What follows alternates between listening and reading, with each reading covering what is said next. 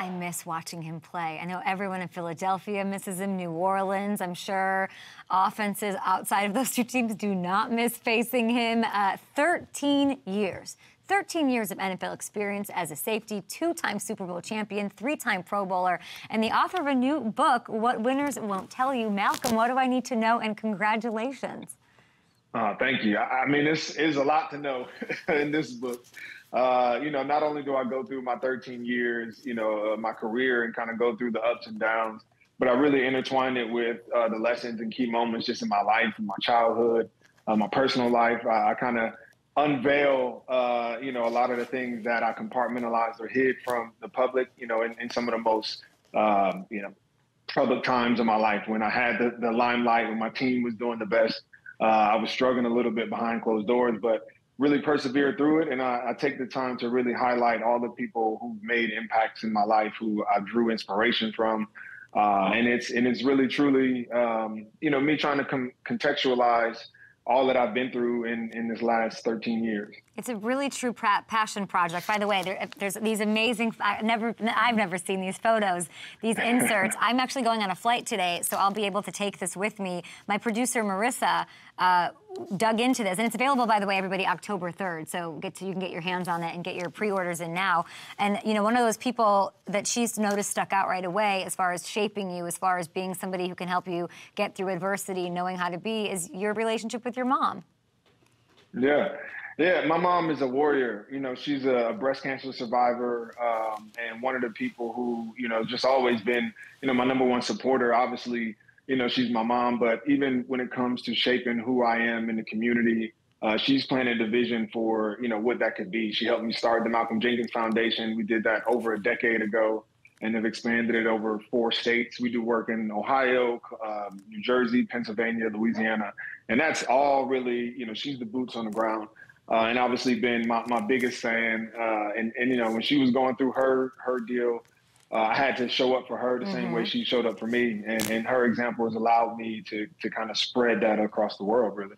And then you have Tom Brady writing the foreword to this guy. How did that go? Did you guys just decide to not talk about Super Bowl 52 during this conversation? How did you get to do this? I definitely don't bring it up when you want that forward. But it came up. It's one of those things. We titled it "Lessons from a Legendary Defender," and we started thinking about who could do the foreword, and Tom's name came up, and I'm like, I don't know. I've been trolling Tom since that Super Bowl for a few years now.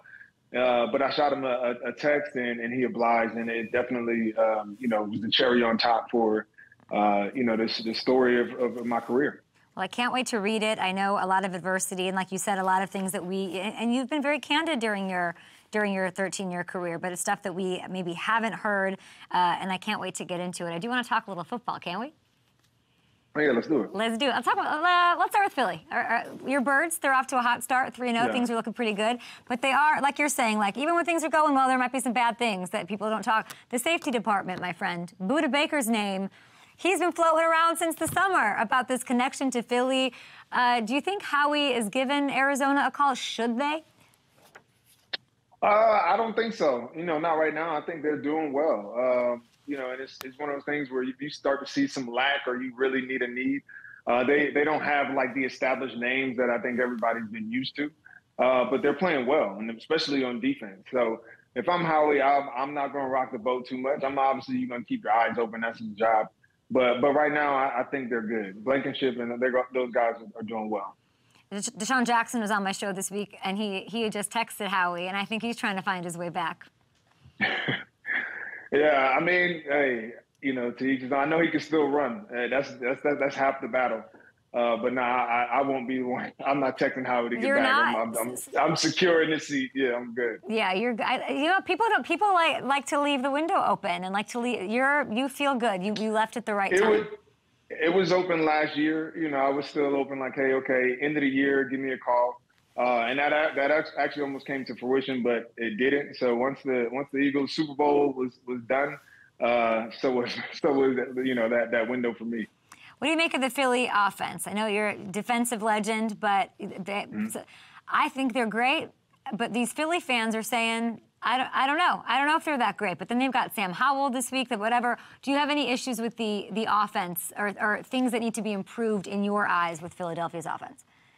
No. I think, one thing that will happen when you win a Super Bowl or you go to a Super Bowl is that the expectations sometimes get skewed, right? Like now, Philly has never been a place where style points has mattered. And all of a sudden you win a Super Bowl, you have some success, and now we don't want to just win. We want to win like convincingly and in style. But that's really not the personality of this team, right? It's about getting the job done each week. And improving as the season goes on. And I think as long as they're still putting up W's, they're still doing the things that win. They're not doing the things that lose games, which we haven't seen from this Eagles team. I'm not worried at all. I can't mention Philadelphia.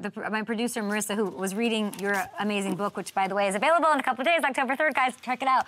But she's from Philadelphia, so she was very excited to handle this interview and to produce it. And she said, I couldn't not get your thoughts on a crucial piece of news, I guess. Wally, the emotional support alligator, have you seen this? He was denied access to the Phillies game or something. I don't know. I don't quite know the story, but basically, Philly fans are the most unhinged fan base in the NFL, right? How special are they? They are definitely unique, and you definitely don't want them on you don't want to be on the bad side of that group. When you're on the good side, there's no better place to play. And, I remember when I got there, coming from New Orleans, I'm like, okay, I've got to start fast because I've seen them turn on people, especially at the safety position. They want, they expect excellence after Brian Dawkins. And I end up starting the season, I think, with like 3 interceptions and 1 for a touchdown in the first 4 weeks. Yeah. And that gave me some runway, to win and pull on the heartstrings of the fan base. But I'm glad I've been on their good side for the majority of my career. I don't know that you're on anybody's bad side unless you're like a Tom Brady, and then you wrote the foreword for your book. So I don't know. I think everyone loves Malcolm. I got to tell you, I was in Denver in August, sometime during training camp, and I talked to Sean Payton. We had a nice chat, and your name came up 7, 8 times. He just brought you up. He loves you, of course, just as a leader on the team and what you were for them. What do you make of what's going on with Sean Payton's team right now? Well, I think, it's tough. You got to look back at like what happened with Sean when he took over the Saints, right? Anytime a coach brings his new philosophy, there's always going to be that turmoil. You've got to instill this new philosophy. And Sean is hard. Like, I talk about it a lot in my book. Some of the times where Sean has like said things to me, and I'm like, wow. Like, I remember one. I talk about in the book. He walks up to me after I missed a few tackles in a game and told me, hey, safeties that miss tackles are somebody else's safety.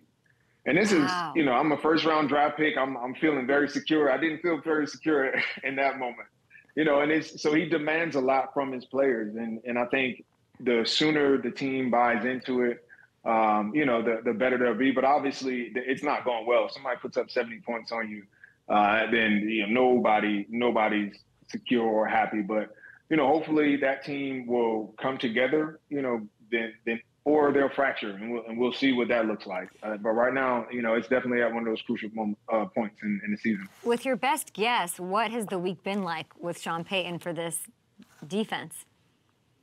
Oh, it's been uncomfortable. I guarantee you. He's not somebody who's quiet and in these moments where he's going to be soft and encouraging and worry about the psyches of his players.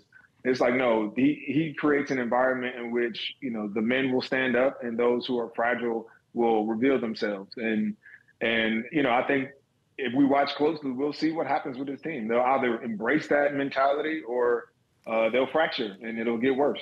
Did you have to call him and say, hey, I'm going to say this stuff in the book about how mad you can get? Did you give him a heads up?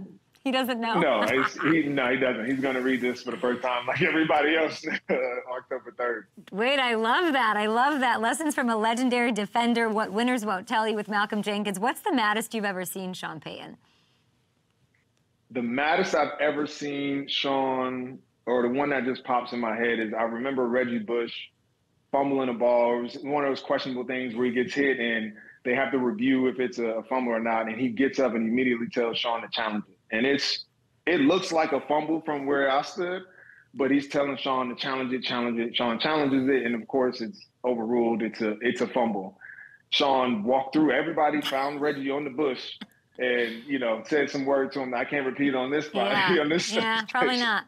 But he was. But Sean is game day is tough. He's been well documented going off about like which bubble gum he used to have in his mouth, things like that. He's an intense guy. But he loves his players.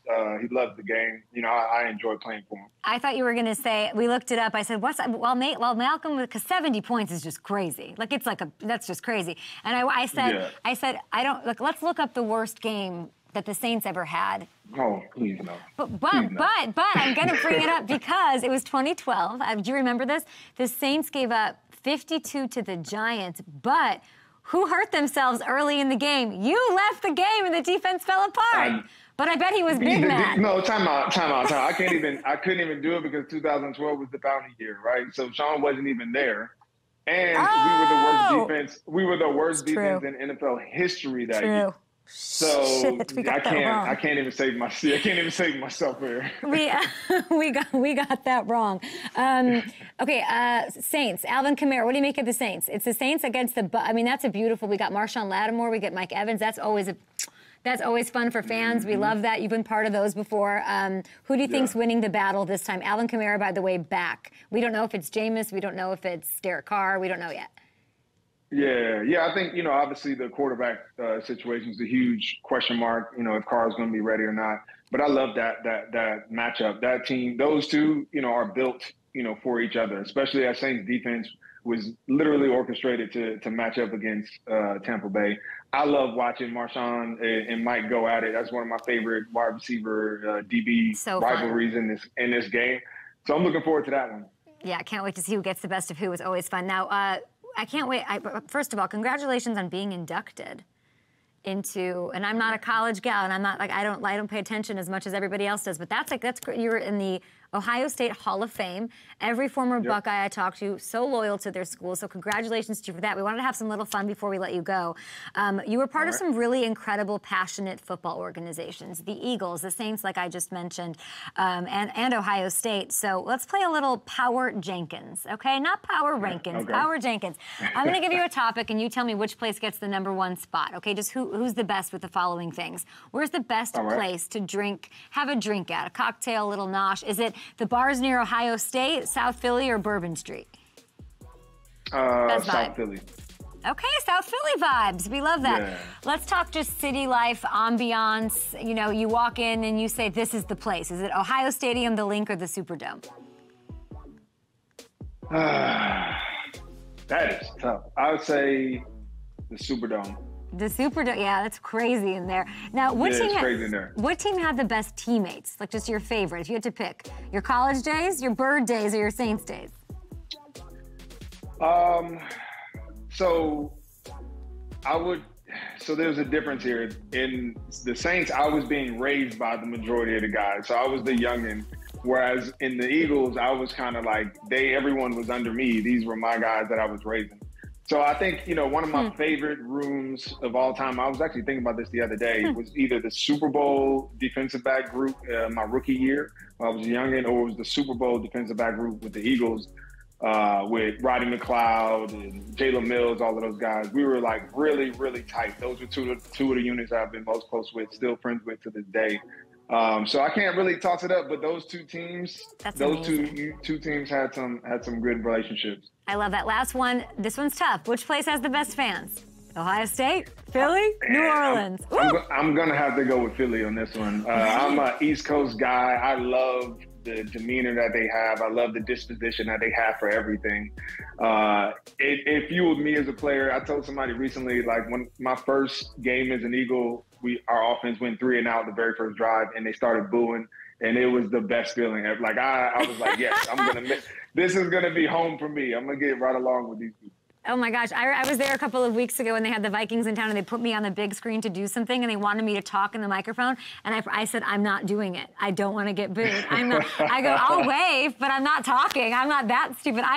See, that's the difference. You're a legend and a leader, and this is why I need to read this book, because I go, I'm not doing that. Absolutely not. Everybody, please go get. The very first chapter is called Fear. You got to lean into your fears. Wow, wow. I love that. Okay, guys, put it on your calendar. calendar. Get it wherever you get your books. What Winners Won't Tell You, everywhere on October 3rd. I will be reading this on my flight to Wisconsin today. Malcolm, thank you. Thanks for watching. Subscribe here to get the latest Up and Adams content right on YouTube.